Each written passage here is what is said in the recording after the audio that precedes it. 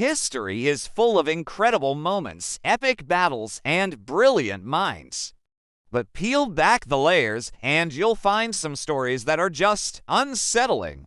Today, we're diving into the shadows of the past to uncover some of the creepiest, most bizarre, and downright chilling tales that history has to offer.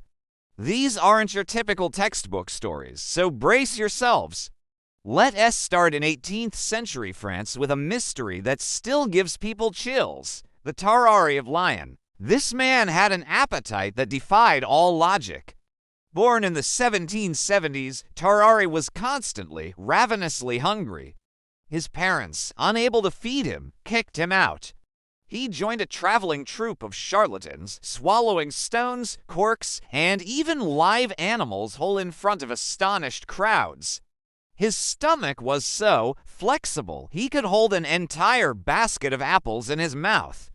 But his story takes a much darker turn. During the French Revolutionary War, he was enlisted in the army, but military rations were like a single drop in an ocean for him. He would sneak out to eat scraps from dunghills and even resort to eating poultices from other patients in the military hospital.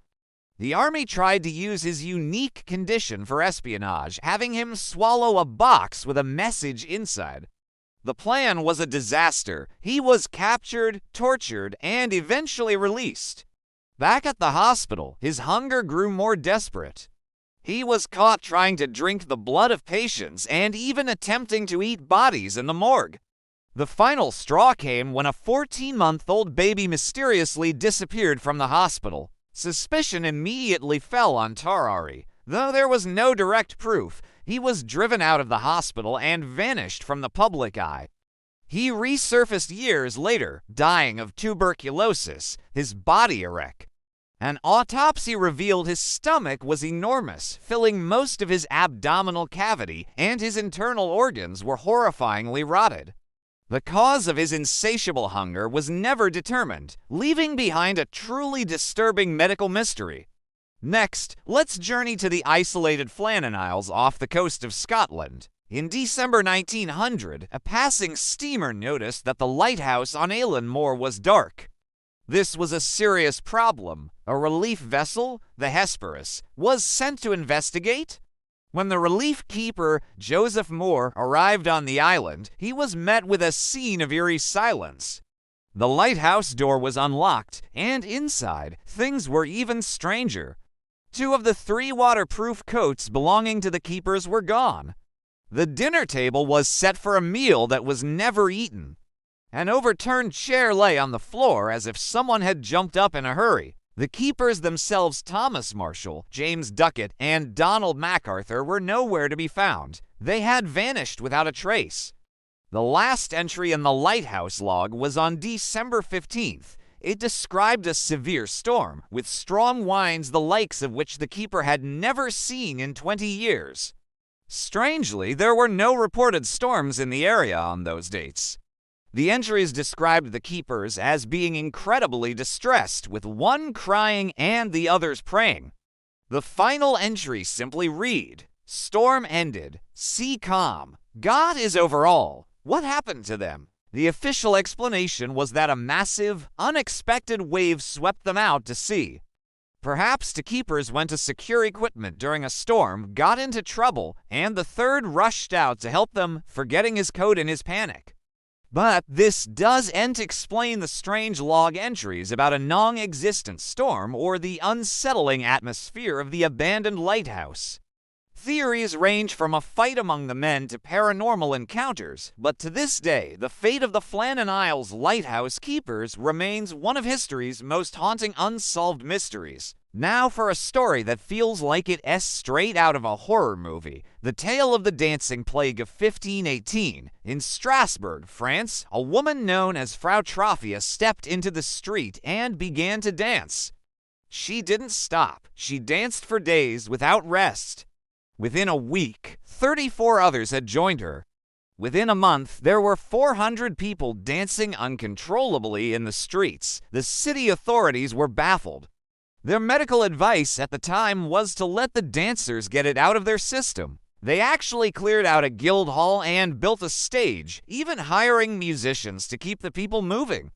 They thought the cure was more dancing. This, of course, had the opposite effect. The dancers, already exhausted, began to collapse. Many died from heart attacks, strokes, and sheer exhaustion. The plague continued 4 months before it finally faded away. So, what caused this mass hysteria? Modern historians have a few theories. One suggests it was a case of stress-induced psychosis. The people of Strasbourg were suffering from famine, poverty, and disease. The extreme psychological distress might have manifested as this bizarre physical phenomenon. Another theory points to ergot, a type of mold that can grow on damp rye. Ergot poisoning can cause muscle spasms, hallucinations, and convulsions, which might look like frantic dancing. Whatever the cause, the image of hundreds of people dancing themselves to death is a chilling reminder of how little we understand about the human mind and body. Let's move from a crowd of dancers to a single, terrifying figure from 16th century Germany, Peter Stump, also known as the Werewolf of Bedburg. Stump was a wealthy farmer, well respected in his community. But for over 2 decades, the area around the town of Bedburg was terrorized by a vicious creature that attacked livestock and people. The locals believed it was a powerful werewolf. One day, a group of hunters cornered the wolf. As they closed in, the creature seemed to transform before their eyes into the figure of Peter Stump. He was captured and, under torture, he confessed to some truly horrific crimes. He claimed he'd been practicing dark magic since he was 12 and that the devil had given him a magical belt that allowed him to transform into a wolf. He confessed to killing and eating dozens of animals as well as at least 16 people, including to pregnant women and 13 children, one of whom was his own son. His confession was brutal and detailed, painting a picture of a monster hidden in plain sight. Stump was executed in one of the most gruesome public executions of the era, and his story was printed in pamphlets that spread across Europe, becoming a legendary and terrifying piece of werewolf folklore. Was he truly a shapeshifter or a deeply disturbed man whose horrific crimes were easier to explain away with the supernatural? Either way, the story of Peter Stump is a dark and unsettling chapter in history. Finally, let's explore the unsettling story of Joyce Vincent. This one isn't ancient history. It happened in the 2000s, which makes it even more chilling. In 2003, Joyce Vincent, a 38-year-old woman living in London, died in her apartment. Nobody noticed. Her rent was being automatically paid from her bank account, and her bills were on autopay. Her television was left on. For over 2 years, her body sat in her apartment undiscovered. Neighbors assumed the smell was from the nearby trash bins.